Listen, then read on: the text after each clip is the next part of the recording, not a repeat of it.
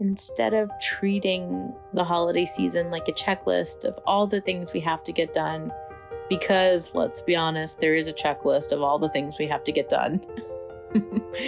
But that doesn't have to be the entirety of the experience, and it really should not be. If we try as we might and then just let go of the reins, we can maybe get a little bit of that magic back for ourselves. This is the Help Me See podcast, and I'm your host, BIANCA MORRA. I'm an artist, an educator, and an anxiety-ridden mama who's obsessed with making meaning and art out of this one and only life. This podcast is about helping you see your life before it's gone. Like, really see it. I want to ask questions like, when does your now become your nostalgia? How can we be more intentional with the memories we're saving and not just capturing the highlight reel? You can expect an episode every Wednesday, some with just my introvert self rambling about what keeps me up at night, and some amazing guest speakers diving into how they choose to see. Something that seriously pains me is hearing, I wish I would have known how important that was at the time. I hate hearing that from others, and I'm scared to feel that for myself. I do feel like doing this podcast will be a comfort. I believe that if we continue having conversations about intention and awareness, that we can all live more fulfilled lives and create amazing work. I hope you leave each episode feeling inspired by your day-to-day with a deep peace of knowing that you're not missing it. So grab your coffee, settle in, and let's talk about everything that's right in front of us. Have you ever listened to one of my episodes and thought to yourself, yes, I know, I feel it. I know I need to take more photographs or videos or documentation, but I don't even know where to start. Sometimes we have major blind spots and even our obvious practices. I made a quiz to help you figure out what your blind spots might be. It's called, What Do Your Photos Actually Say About You? Find out what type of memory keeper you really are and what super important goodness you might be missing. Answer a few questions and I bet I'll be able to guess. You might even get a surprise freebie in your inbox afterwards to help you on your journey to take more meaningful, effortless photos of your life. Let me know what archetype that you got and share it with a friend. Have fun. Hello, and welcome to another episode of Help Me See. In this episode, I want to talk about the holidays. They are upon us, and there's something corrupt that happens where you're wanting so badly to make it magical for everyone around you that I find I feel a little bit empty sometimes and wondering, is it wrong for me to want someone else to make it magical for me? And of course, logically, I know it's not wrong. And if I was talking to my best friend, I would say, of course, you deserve magic too. But we're not as nice and supportive to ourselves as we are to our friends and our loved ones. And I know that's something that needs to change. In this episode, I want to talk about a couple ways that we might invite some magic back into the season for ourselves by letting go and kind of rethinking what our expectation versus reality is when it comes to celebration and memories. I created something called the Holiday Memory Checklist, and it's a freebie that I have. I'll attach the link in the show notes. And it's just 9 prompts, just 9 things to photograph that might seem obvious, but also I find get missed when we think about the pictures we take and the things we pay attention to during the chaotic holiday season. And I want to talk about one of them that is near and dear to my heart, probably my favorite one, because it's something I think about often now. So the one checklist bullet point I have is the night before Christmas or whatever it is that you're celebrating, audio record, not even video, not pictures, but audio record the conversation you have as you're putting your kid to bed, if you have a kid.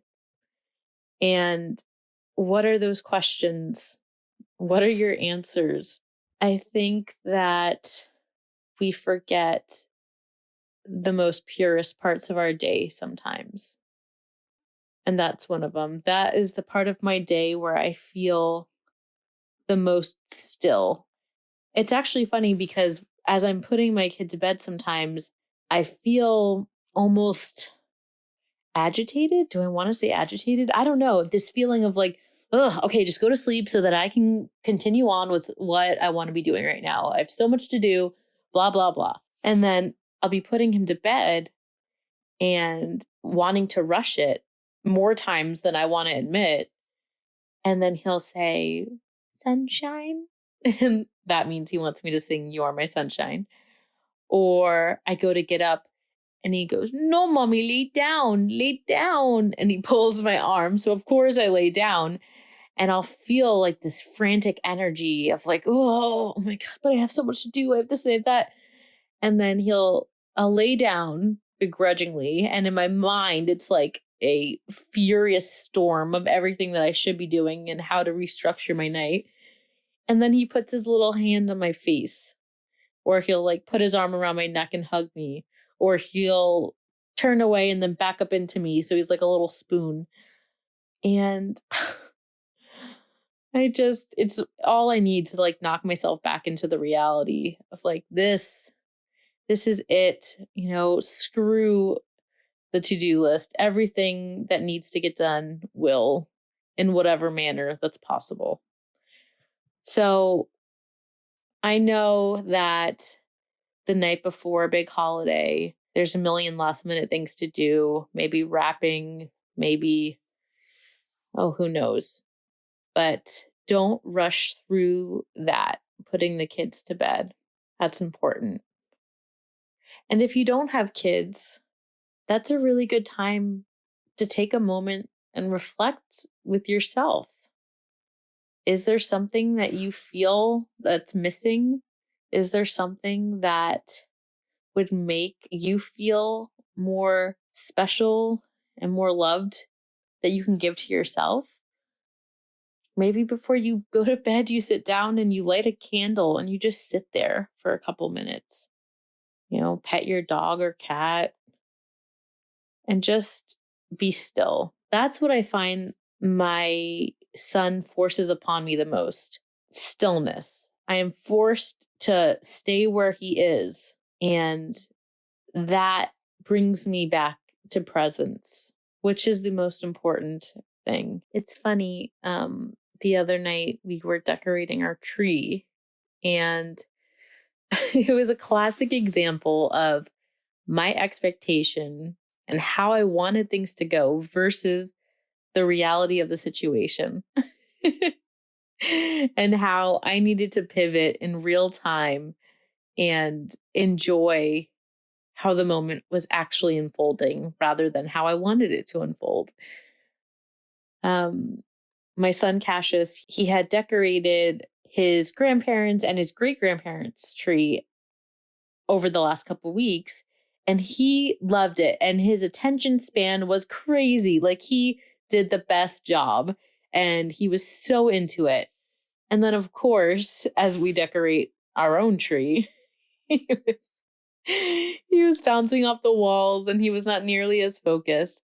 And then in my mind, I had this moment planned where once we were done decorating the tree, we were going to turn off all the lights and then light it up so I can see his reaction and a big whoa, and just see the joy come across his face in this big climactic way. And we were figuring out something else, or we were doing something 2 feet from him. And of course, he ended up by the outlet, which always has a cover on it, always. But I had taken it off in preparation of lighting this tree that wasn't decorated at all at this point. We had just built the tree and he plugged it in. Now, the first issue is that he plugged something in, which we've gone over a million times, and that was horrifying to me.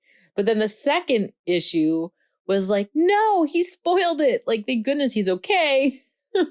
But oh my gosh, like, no, you're supposed to wait until it's done. And I'm telling him this. I'm like reasoning with a 3-year-old and I'm saying, gosh, just no, we're supposed to wait until all the ornaments are on the tree and we haven't decorated yet and blah, blah, blah. And he's sitting there talking over me going, wow, Christmas time, Christmas time. And then I realized, how absurd is it that I wanted to inflict upon him when he could be joyful about Christmas time. And it was only when it was done and perfect that he could enjoy it. No, the tree had not had any ornaments on it, but it was just lit up all on its own, even without all the other lights off in the room. And he was so elated and his eyes were sparkling and he was so happy. And I just had to stop and laugh at myself. It's not wrong to have a picture in your mind of what you want a moment to be or how you want it to go. But being too attached to it, holding on to that too tightly is what gets us in trouble. It stops us from seeing what good in life is actually unfolding. And more times than not, what the real stuff that happens, the organic, the natural, is 10 times better than whatever we could have planned, whatever we could have tried to orchestrate on our own. And I think that letting go, that loosening of the grip, the tight grip that we have on what we think is supposed to happen and the magic that we're trying so hard to make for our kids and our family and our loved ones. I think if we try as we might and then just let go of the reins, we can maybe get a little bit of that magic back for ourselves. Instead of treating the holiday season like a checklist of all the things we have to get done, because let's be honest, there is a checklist of all the things we have to get done. But that doesn't have to be the entirety of the experience, and it really should not be. Maybe instead of answering all of the questions that your kid is asking, maybe you stop and marvel at where that question came from in their little brain, like in their sweet, innocent, pure brain. How wonderful is it that they came up with that question? If you know what you truly need to feel good and what would make you so happy, maybe you flat out ask for it. And I know that's hard. I mean, I'm queen of the phrase, if I have to ask, then it ruins it.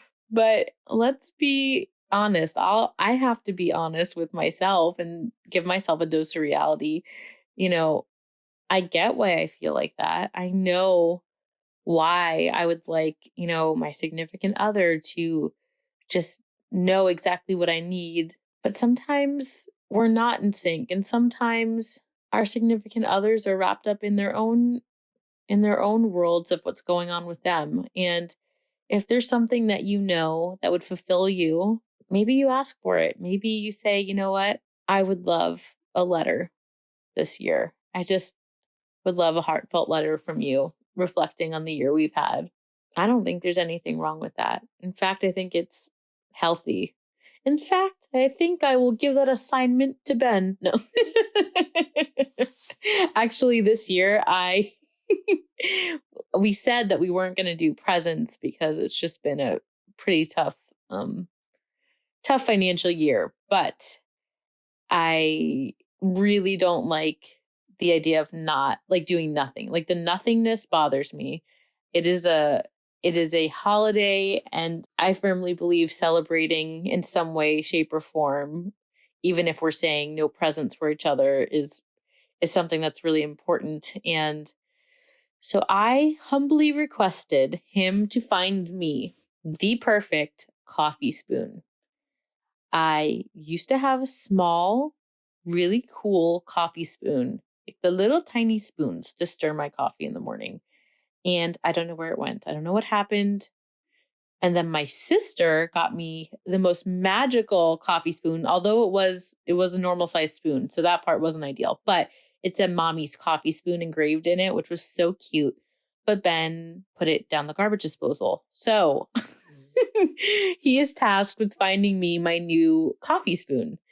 And I told him pressure's on because I wanted to feel comfortable. I wanted to be really cool and unique. I recommended Etsy, but who knows? He's probably looking on Amazon like an amateur. No, I'm kidding. But anyway, I digress. Now I'm really distracted thinking I really, really wonder what coffee spoon he's going to get me. I wonder if it's even going to be here on time. Bless his soul. Okay. I'm the worst. What I'm really trying to say here, the moral of this convoluted story is that we do a lot, especially around the holidays. It's like we always do a lot, and then it's like a lot on steroids. And we put so much effort into making this time magical for other people, and we deserve a slice of that ourselves. And whether it's kind of forcing ourselves to let go a little bit, or being more vocal about what we need, or slowing down to notice. Just notice the magic that's already around us, that's natural, that we didn't have to work to create. All of these things can be used to help lighten the load and help you enjoy your holiday with everyone else. Okay. And yes, if you are curious about my checklist of 9 simple things to acknowledge and notice and photograph for your memories this holiday, head over to the show notes and I'll link it there, my holiday memory checklist. Okay. Well, I believe we have one more episode before Christmas. So I will talk with you next week, and I look forward to it. Enjoy the rest of your week.